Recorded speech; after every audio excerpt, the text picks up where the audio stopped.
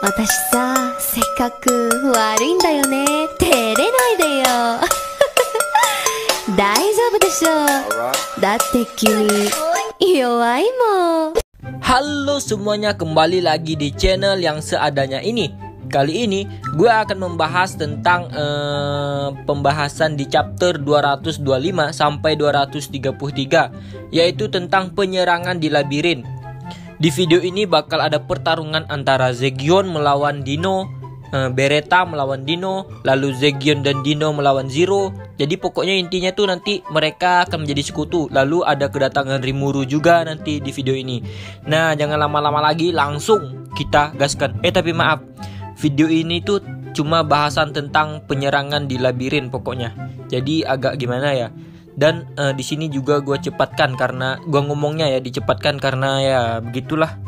Kalau gue ngomong kan agak gimana gitu. Makanya tolong dimaklumi ya. Untuk video kedepannya saya usahakan lebih baik lagi. Atau kalian mau pakai suara Google aja kali ya. Nah, gue juga mau ngasih tahu kalau kalian mau mendengarkan yang bagian Dino dengan Zegion, coba kalian dengar dari menit ke-20 ya. Zegion dan Dino bertarung kalau nggak salah di menit 20. Dah lah, daripada kebanyakan bacot, langsung saja kita gaskan ke videonya. Bup.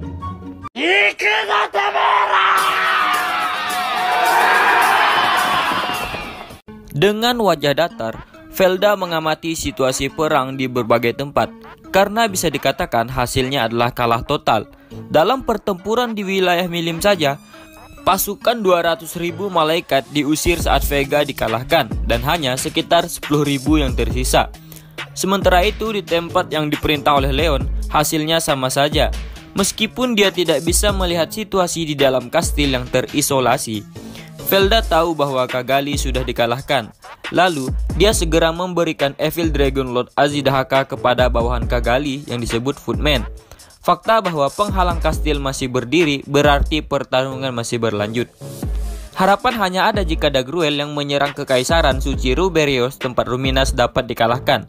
Seperti yang kita ketahui, Dagruel merupakan yang terkuat di antara 4 iblis komandan surgawi. Pasukan Chain of Restraint Titan pun terhenti tergerak dan menerima kekalahan.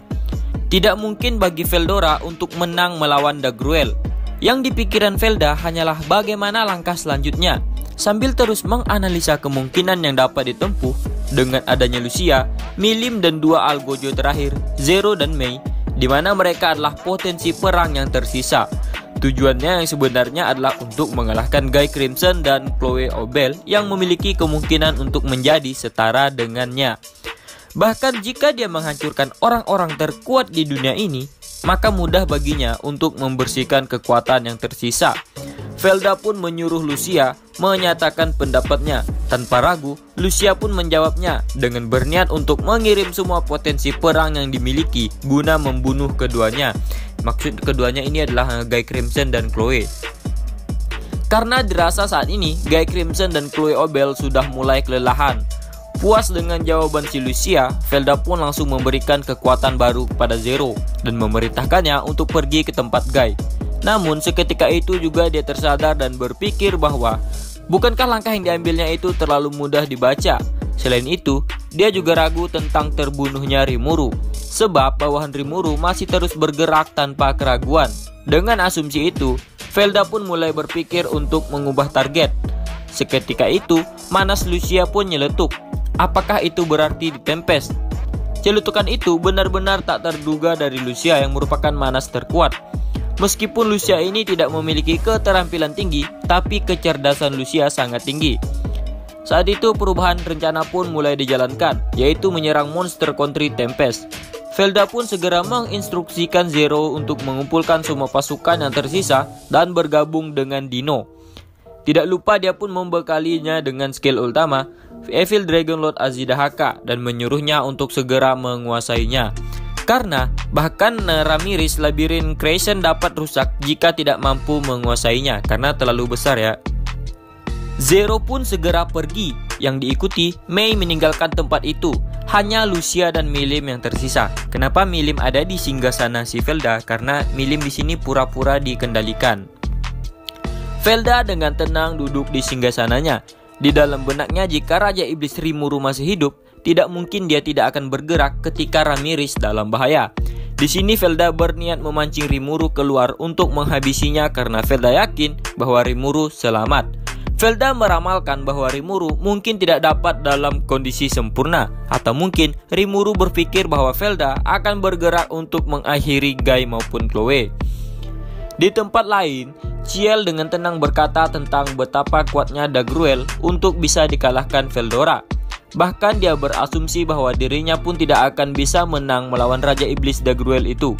Jika bukan karena pengalaman tempur dari melawan Felgrin, Veldora sudah pastikan kalah.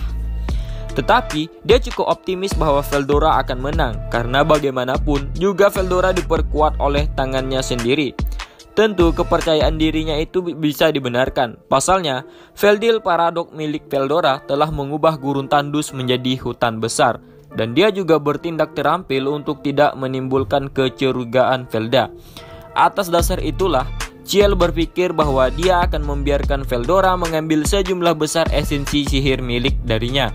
Dengan ini dia beranggapan bahwa perang telah menyelesaikan tahap pertama. Di tempat Milim, pasukan yang dipimpin oleh Carrion telah memusnahkan para malaikat.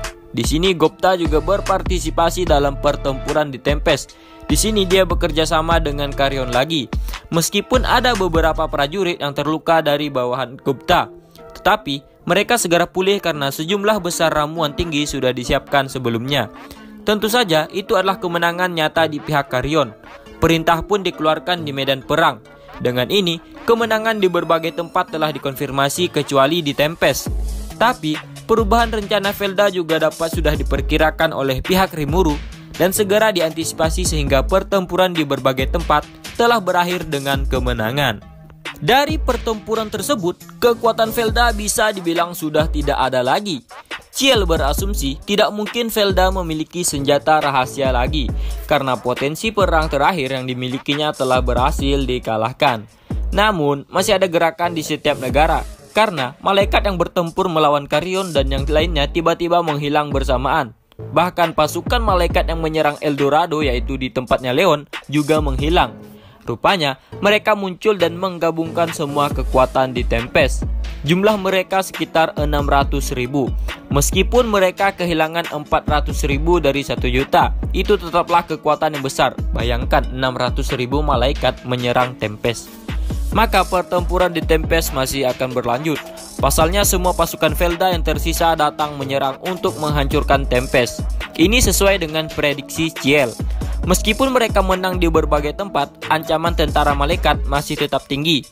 Gelt dan Gabil dikerahkan di permukaan untuk mengalihkan perhatian Dino. Tujuannya adalah untuk membuat Velda percaya bahwa itu adalah perang. Padahal ini sudah diatur oleh Ciel ya. Dalam kasus terburuk, mereka akan mundur ke labirin untuk menghindari serangan dari para malaikat.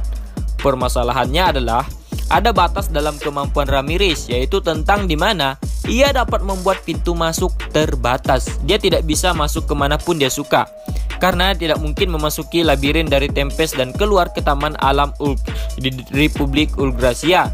Ini merupakan masalah juga untuk warga Tempest yang berlindung di dalam labirin. Jika pintu masuk dan keluar blokade, itu berarti skakmat. Penggunaan sihir transfer juga berbahaya bagi orang normal untuk dilakukan di dalam labirin, kecuali bagi mereka yang berperingkat tinggi. Kita udah melihat di episode yang keberapa kemarin, Rimuru mengirim pasukannya untuk ke tempat Clayman. Kan dia juga menjelaskan bagaimana prosesnya. Kalau orangnya agak lemah, maka itu akan berbahaya. Suna pun sampai khawatir kan. Atas pertimbangan itu, maka mereka memutuskan untuk mempertahankan pintu masuk sampai akhir. Di tempat lain, setelah diberi kekuatan oleh Velda, Zero mengumpulkan semua malaikat yang tersisa di berbagai tempat. Tujuannya adalah berangkat ke Tempest untuk serangan skala penuh. Seperti yang kita ketahui, pemimpin Algojo adalah Arios. Tetapi Zero adalah yang terkuat karena Zero adalah boneka buatan tersukses yang dibuat oleh Yuki. Maka dapat ditafsirkan bahwa ia adalah saudara laki-lakinya si Vega. Bedanya, Vega disetel dengan kepribadian agresif, sedangkan Zero disetel tanpa emosi. Apalagi setelah ia mendapatkan kendali penuh atas kekuatan Serapim yang diberikan kepadanya, dan sekarang dia juga mendapatkan skill ultimate yang sudah lengkap dari Velda. sehingga ini memicu mutasi aneh yang melampaui harapan Velda. Di samping itu, 600.000 pasukan malaikat sudah siap. Zero, Mei, Dino, Pico, dan Garcia, serta semua anggota dikumpulkan oleh Zero. Dino dan yang lainnya tidak berhak untuk menolak karena Zero adalah panglima tertinggi surgawi. Sesuai perintah yang mereka terima adalah menghancurkan labirin dengan serangan habis-habisan, bahkan jika mereka membarikade diri di dalam labirin. Namun, mereka berdua bingung bagaimana melanjutkan pertempuran melawan Gelt dan Gabil. Satu-satunya cara adalah dengan membuat para malaikat menembakkan bola-bola cahaya Holy Spear dari langit dan memusnahkan semusuh di permukaan. Di sini Dino mencoba membuat para malaikat saling terhubung dengannya, serta memperingatkan Zero mengenai musuh mereka yang akan terus hidup kembali di dalam labirin. Namun sayangnya Zero memiliki otoritas yang lebih tinggi. Di sini Zero merasa jumawa karena telah memiliki kemampuan Evil Dragon Lord Azidahaka yang diberikan oleh Velda. Jadi si Zero ini agak sombong. Zero berniat akan mengikis labirin sendirian. Sudah jelas kata-kata Dino tidak akan mengubah apapun karena Zero mengatakan itu atas perintah Velda. Pico dan Garcia juga tidak memiliki pilihan lain selain mengikuti perintah. Dengan ini telah diputuskan bahwa mereka akan menyerang labirin Ramirez. Akhirnya, serangan terbesar dalam sejarah terhadap Tempest pun dimulai. Diikuti dengan penyerangan bersamaan dari para malaikat. Gelombang panas menyapu permukaan menguapkan kota. Bahkan pasukan yang dipimpin oleh Beryl Lord Gale dan Dragon Lord Gabil memilih untuk mundur saat hujan cahaya. Menyilaukan yang mengalir dari langit yang tidak bisa dengan mudah dipatahkan dengan penghalang itu datang.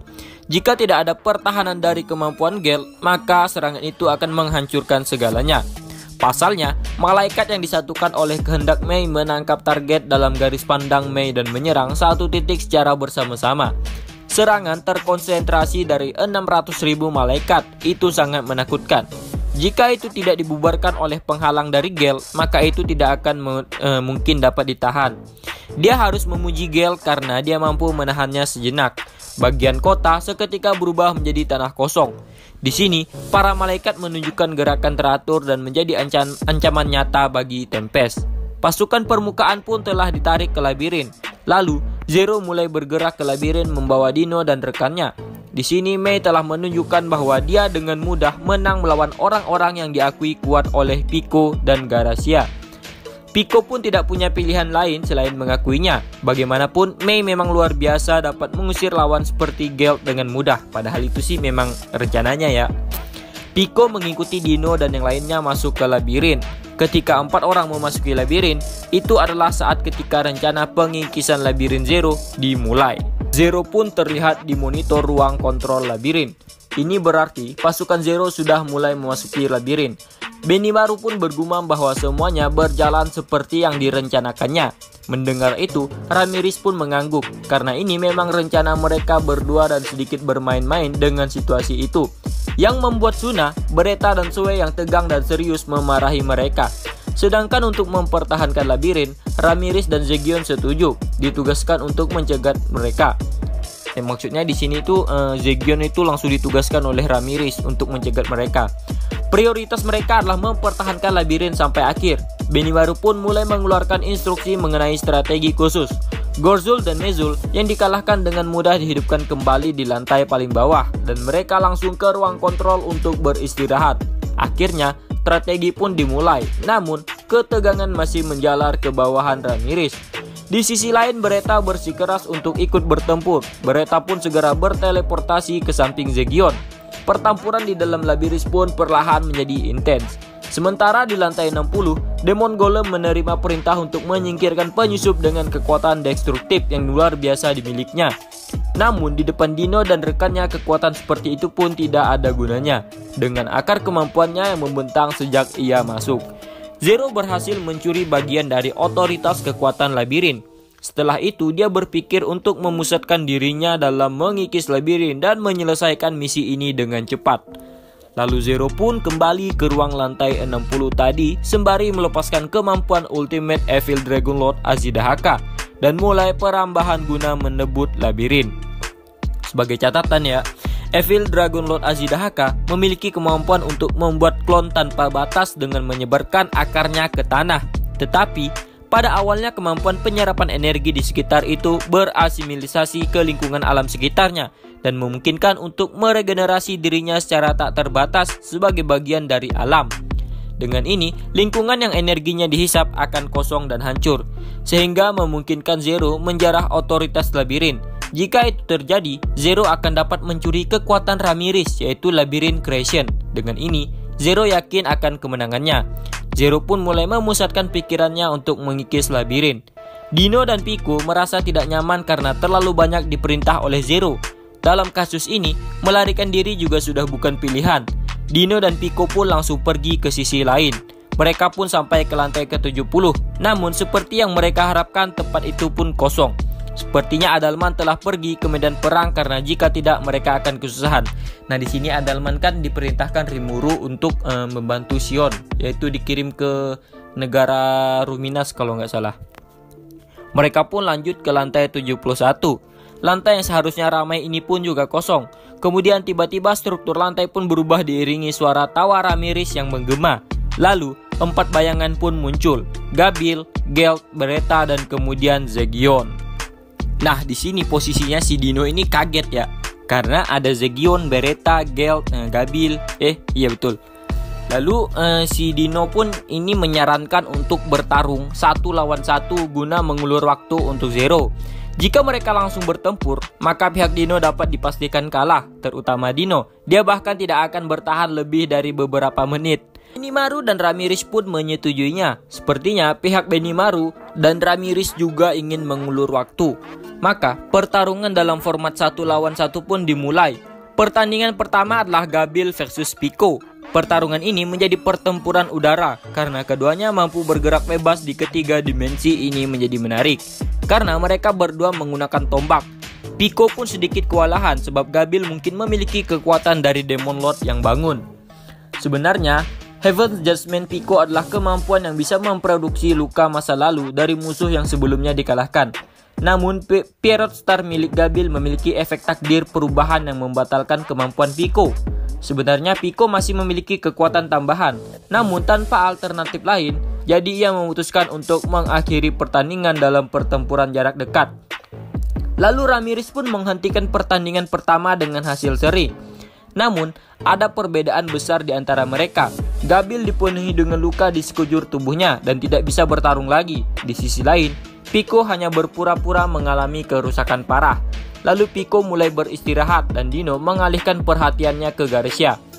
Pertandingan kedua adalah Gelt melawan Garcia. Kedua kombatan menghususkan diri dalam kemampuan defensif. Jadi meskipun tidak mencolok, pertempuran terus berkembang menjadi pertukaran keterampilan antara para ahli. Gelt memegang Mid Crusher dan Hook Shield, sementara Garcia menggunakan Longsword. Pertarungan dimulai dengan skill tertinggi Gelt, Gourmet, Lord Beelzebub. Walau begitu, skill ini lebih cocok untuk mendefense sekutu-sekutunya daripada memperkuat dirinya sendiri. Skill pertahanan Gelt ini kurang lebih sama dengan pertahanan serbaguna Garcia. Tidak seperti Pico, Garcia lebih seimbang antara serangan dan pertahanan.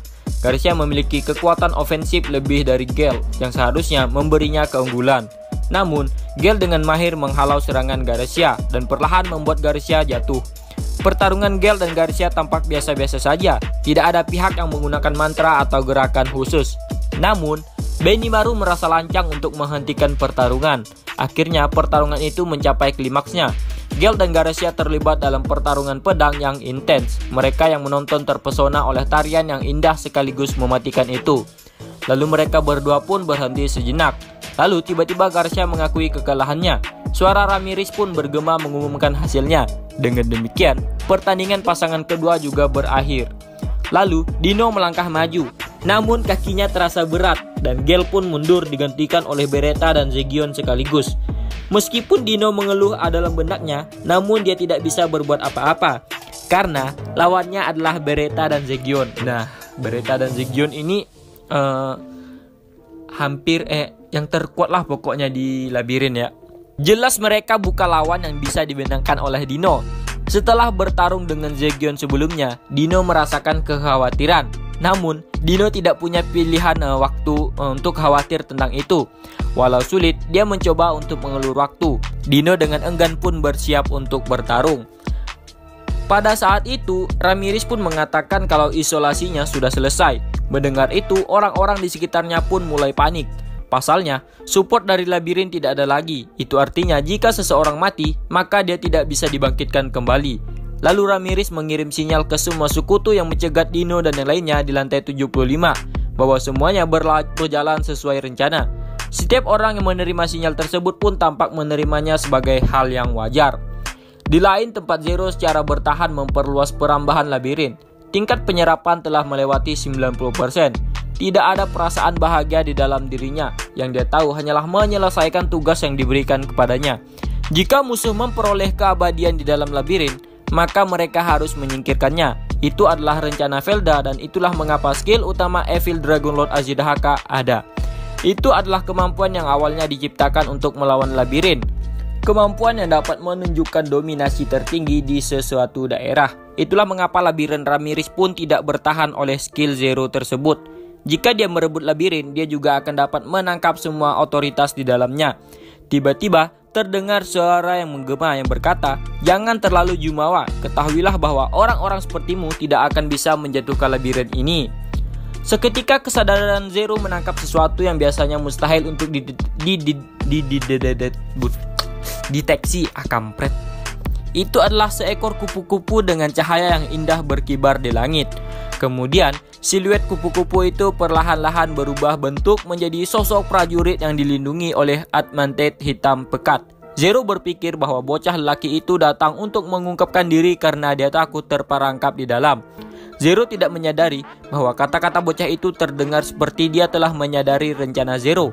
Perambahan labirin akan terus berlanjut dengan tingkat lebih dari 90%. Mengubah energi labirin menjadi persediaan yang tak terbatas. Ia akan mampu menciptakan sebanyak mungkin naga jahat yang ia suka. Beberapa naga yang dia ciptakan pun pergi menuju mangsanya sekaligus dan menghilangkan dengan kilatan cahaya. Terlepas dari keenggangannya, Dino maju untuk menghadapi Beretta dan Zegion. Dengan aba-aba Ramirez, pertarungan pun dimulai. Dino memutuskan untuk bertarung dengan baik. Dino telah mencoba untuk dengan santai menghindari tinju Beretta, tapi tiba-tiba lengannya memutari Dino seperti ular. Sebenarnya, Dino dengan mudah mengalahkan Beretta yang dulu, tapi Beretta yang sekarang bahkan tidak bisa dibandingkan dengan dirinya yang dahulu. Sesaat Dino sempat ingin mengangkat tangannya untuk menyerah kalah, padahal Zegion saja belum bergabung dalam pertempuran.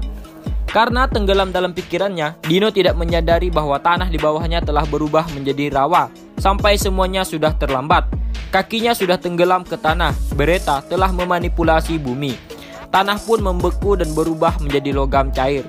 Itu adalah jebakan yang bahkan Dino sulit untuk melarikan diri. Rencananya adalah menetralkan Beretta terlebih dahulu sebelum menghadapi Zegion. Tetapi rencana itu menjadi semakin mustahil. Zegion pun mendekat. Tinju Zegion masih setajam dan secepat biasanya. Karena kakinya tidak bisa digerakkan dan tidak memiliki teknik menghindar, Dino mencoba menangkis dengan lengan kirinya. Pukulan itu sedikit mengejutkan. Tubuhnya tidak merasakan sakit sedikit pun. Tapi tidak dengan jiwanya yang menjerit kesakitan seolah-olah pukulan itu mengejeknya. Dino baru sadar bahwa orang yang dihadapinya bukan Zegion, melainkan si Apito yang menyamar sebagai Zegion dengan menggunakan kemampuannya. Seketika penampilan Zegion berubah menjadi Majin tipe serangga cantik. Jika dia bisa menghindari serangan dari Apito, mungkin tidak akan menjadi masalah. Tapi jika shock anafikalis serangan tunggal itu mengenainya sekali lagi, maka perlawanan itu akan sia-sia. Merasa situasinya tidak menguntungkan, Dino mencoba bernegosiasi dengan Zegion. Ramirez pun tertawa ketika dia melihat Dino berteriak kesakitan. Pada akhirnya, Dino pun tidak diberi waktu untuk berpikir, malah dihadapkan dengan serangan beruntun dari Apito. Tawari yang Ramirez menggema melalui ruang kontrol. Dia senang melampiaskan frustasinya dengan menyiksa Dino. Ramirez menatap layar besar dengan ekspresi yang sangat puas. Salah satu tujuan Ramirez adalah untuk membalas dendam pada Dino karena telah berkhianat. Jadi, dia tidak akan berhenti hanya dengan ini. Rencana yang Benimaru dan lainnya buat adalah menggunakan Zegion untuk menanamkan teror ke Zero, sehingga Zero ingin kekuatan untuk dapat melawan Zegion. Saat Zero dibutakan oleh keinginan itu, maka Zero akan mulai memangsa segala sesuatu yang terlihat, tidak peduli mereka teman atau musuh. Karena singkatnya, Zero akan meramban Labiris. Rimuru meminta mereka untuk mengisolasi dia dengan labirin sebagai umpan. Itulah sebabnya tepat sebelum tingkat asimilasi Zero mencapai 100%, mereka berencana untuk mengevakuasi semua orang. Memahami rencana tersebut akan lebih baik jika mereka bisa memenangkan pertarungan melawan Dino sebelum Zero menyelesaikan perambahannya. Pada saat yang sama, Zero yang bekerja keras untuk menyelesaikan asimilasinya dengan labirin didorong oleh Zegion yang mendatanginya tadi. Tingkat asimilasi pun telah mencapai 99%. Semua anggota bersiap untuk segera dievakuasi. Benimaru memerintahkan pasukan penyerang yang telah diperingatkan sebelumnya untuk dipindahkan kembali ke ruang kendali. Karena setelah asimilasi Zero selesai, sangat mungkin proses transfer akan terhambat. Jadi mereka harus melakukan pada saat terakhir guna memastikan operasi berhasil. Mereka akan menunggu dan melihat bagaimana Zero akan bergerak dan bagaimana Dino akan menanggapinya. Namun, tetap masih ada kemungkinan besar bahwa pertempuran sengit akan terjadi, jadi mereka harus siap. Mereka tidak dapat mengharapkan bantuan dari Rimuru, dan mereka juga tidak berencana untuk melakukannya. Mereka diperintahkan untuk mempertahankan labirin dan siap untuk mengabdikan tubuh dan jiwa mereka. Rencana mereka memasuki tahap akhir. Kelompok Dino adalah umpan untuk memancing Zero. Jika Zero mempertahankan kewarasannya, ia mungkin bekerja sama dengan Dino. Jika tidak, mungkin Dino akan menerima nasibnya sebagai makanan Zero. Di tempat pertarungan Dino, Beretta dan Apito yang bertarung dengannya tiba-tiba menghilang. Dino pun merenungkan alasan mengapa Beretta dan Apito pergi. Tapi tidak butuh waktu lama baginya untuk menyadari. Dia merasakan energi yang kuat mendekati dengan kecepatan luar biasa. Dino pun bertanya sambil berteriak kepada Ramirez tentang apa yang terjadi. Namun, jawaban yang diterima pun tidak begitu jelas karena Ramirez dan yang lainnya buru-buru pergi. Zero pun telah menyelesaikan perambahan labirin dan guncangan energi pun menghilang. Dino tersenyum, senang telah lolos dari bahaya. Namun itu adalah pemikiran yang terlalu naif. Sesuai prediksi Rimuru, Zero benar-benar kehilangan kewarasannya setelah bergabung dengan labirin. Ia direduksi menjadi seekor binatang yang didominasi oleh nalurinya. Ini seperti yang diharapkan Velda. Zero akan menyerap energi di sekitarnya, tumbuh lebih besar dan lebih besar. Kemudian dia akan menghancurkan segala sesuatu di sekitarnya. Beginilah cara kerja Evil Dragon Lord Azidahaka.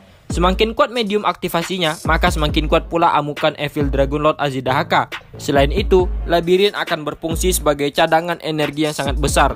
Energi itu akan memungkinkan naga jahat yang menjelma berevolusi menjadi makhluk yang bisa dianggap sebagai naga sejati. Makhluk itu pun mencapai lantai mereka. Dengan kelaparan yang ekstrim, Berserk Evil Dragon Zero telah kehilangan perbedaan antara teman dan musuh. Garcia segera menyadari bahayanya. Dia tahu arti dibalik firasat buruk dari beberapa saat yang lalu. Berserk Evil Dragon Zero pun menyerang ketiganya. Pico dan Garcia pun langsung lari menyelamatkan diri. Garcia melangkahkan ke depan untuk mengusir serangan tentakel yang dikirim oleh Berserk Evil Dragon. Perisai lingkaran di tangan kirinya berubah menjadi perisai besar yang tidak sesuai dengan tubuh ramping Garcia. Perisai itu terus-menerus memukul mundur serangan tentakel yang seperti tombak tajam. Ketika Zero menyatu dengan labirin menjadi Berserk Evil Dragon, maka kemungkinan Zero untuk membuat tentakel dari segala arah. Situasi ini tidak terlihat baik untuk Garcia karena itu bukan sesuatu yang bisa dihancurkan hanya dengan satu perisai. Menurut perhitungan mereka, tidak ada lawan yang bisa menang melawan Berserk Evil Dragon Zero yang memiliki energi dari kelas True Dragon. Pico dan Garcia merasakan penurunan energi mereka dengan sangat cepat yang menghasilkan kekuatan Evil Dragon semakin meningkat. Keduanya mendedikasikan diri untuk pertahanan diri sekarang. Tapi selama mereka tidak bisa mengalahkan masalahnya, mereka hanya menunda kematian mereka. Dino pun membulatkan tekadnya untuk melawan. Pico dan Garcia juga memutuskan untuk ikut bersama membantu Dino. Dengan ini, kesetiaan mereka kepada Velda pun mulai luntur. Dengan bantuan Pico, kakinya pun terbebas dari tanah. Dino maju sambil tersenyum tanpa rasa takut. Matanya yang selalu tampak lelah terbuka lebar. Dino pun mengambil bentuk tempurnya, menggunakan apoteosis setelah waktu yang lama. Penampilannya menjadi megah dengan 6 pasang sayap bersinar putih dan hitam. Dia mengenakan pakaian roh yang mirip dengan jubah pendeta berwarna hitam pekat dan memanggil pedang emas Excalibur dan pedang perak gelap Caliburn. Inilah alasan mengapa Ramirez menyadari bahwa Dino tidak serius sebelumnya. Dino pun berjalan dengan santai dan berdiri di sebelah Garcia yang sibuk bertahan dari tentakel sambil berkata, serahkan sisanya padaku. Nah, di sini Dino agak jadi superhero ya. Meskipun Garcia melihat sosok Dino seperti ini untuk pertama kalinya dalam beberapa ribu tahun, dia merasakan rasa aman yang sama seperti sebelumnya. Senyum pun muncul di wajah Garcia. Tiba-tiba seseorang datang berjalan dengan tenang. Orang itu adalah Zegion. Tentu saja ia tidak terkejut dengan transformasi Dino. Dia berharap Velda tidak bisa mengendalikan Dino sepenuhnya. Dino dengan patuh melontarkan kata-kata permintaan maaf. Mereka pun memutuskan untuk bertarung bersama sebagai sekutu. Dino dengan santai menyerahkan pedang Crumbling Fang ke Zegion. Zegion menerima pedang besar itu dengan satu tangan. Kemudian Zegion meletakkan Crumbling Fang di punggungnya. Crumbling Fang bersinar memukau. Saat cahaya mulai turun, seketika sepasang sayap yang bersinar muncul di punggung Zegion. Ini adalah bentuk terakhir dari Crumbling Fang yang telah menyatu dengan Zegion. Itu adalah saat kekuatan baru Zegion. Itu menegaskan bahwa Zegion adalah master dari Crumbling Fang.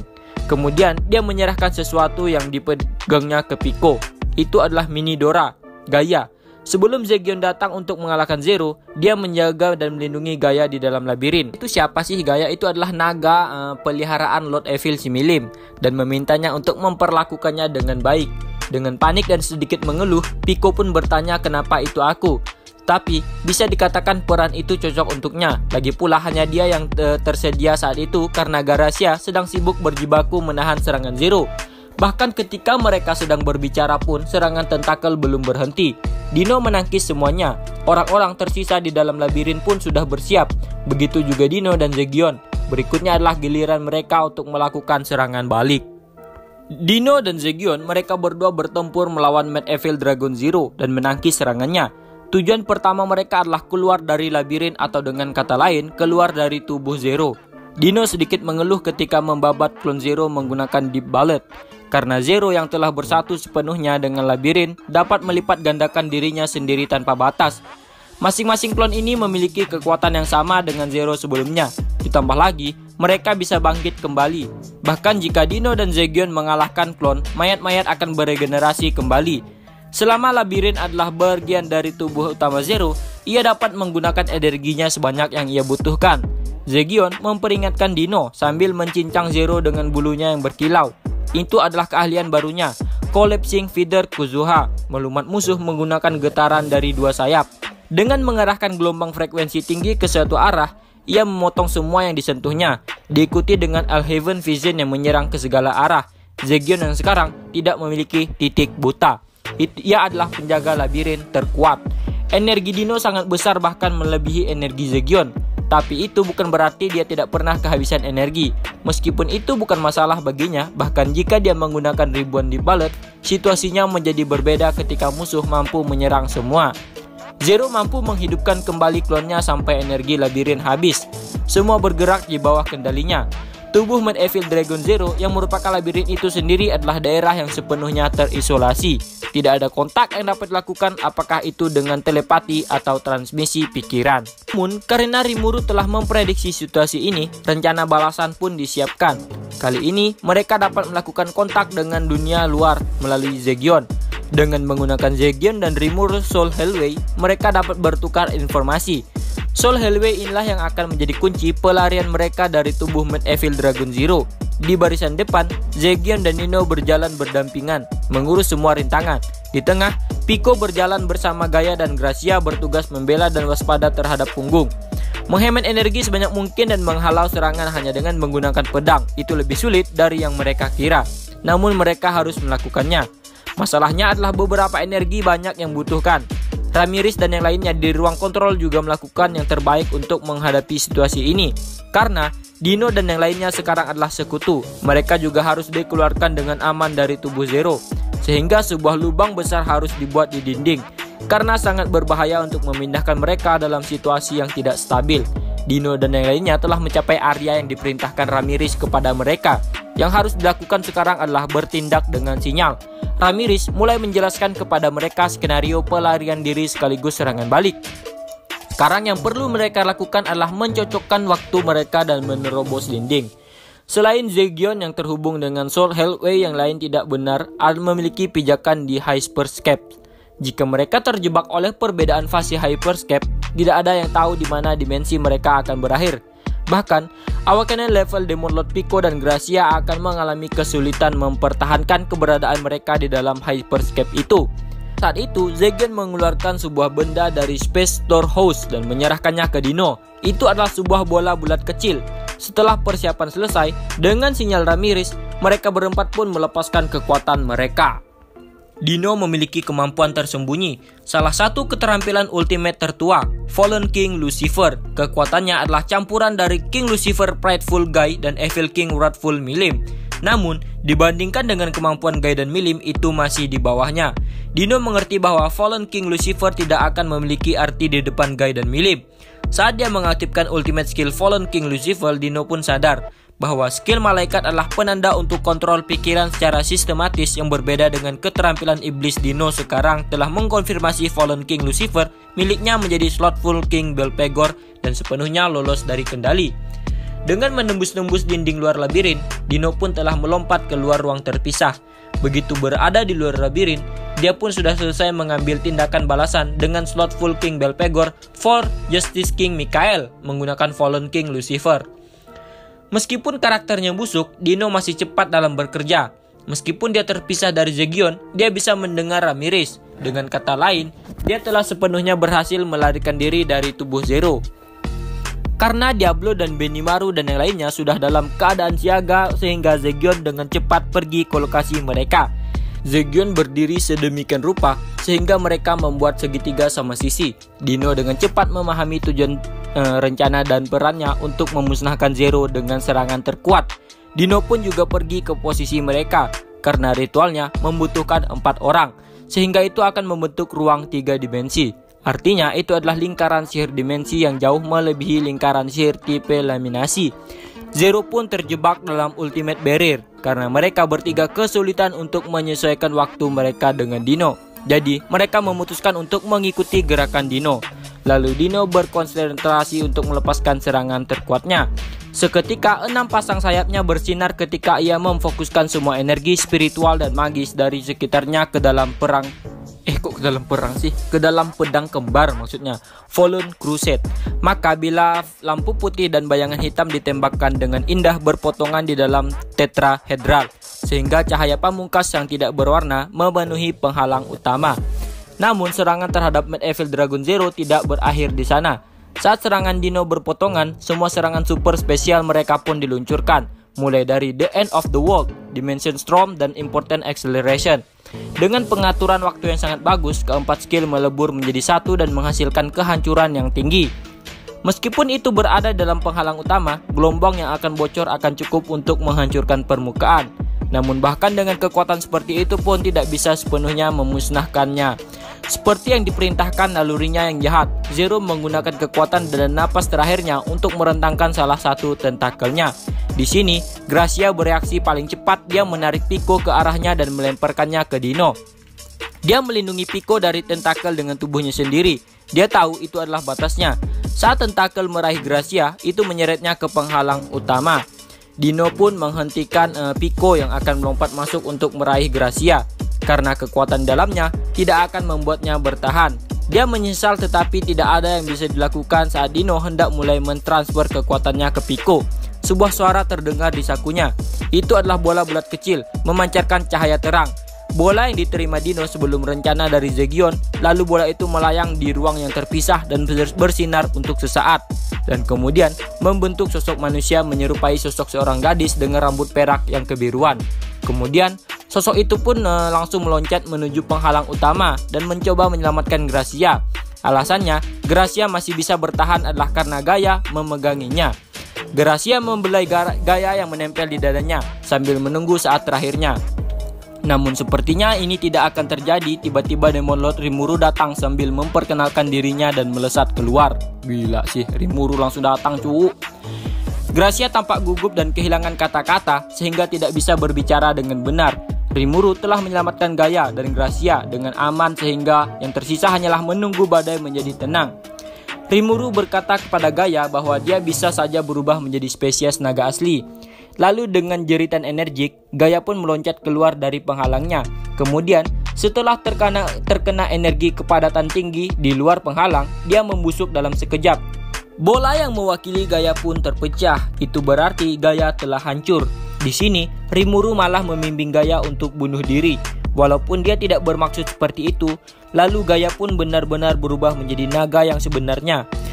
Meskipun Gaia terurai dalam sekejap, namun hatinya tetap mencapai inti naga. Dengan bantuan Ciel, semua energi jahat pun ditekan, dan seekor naga biru yang indah pun terlahir.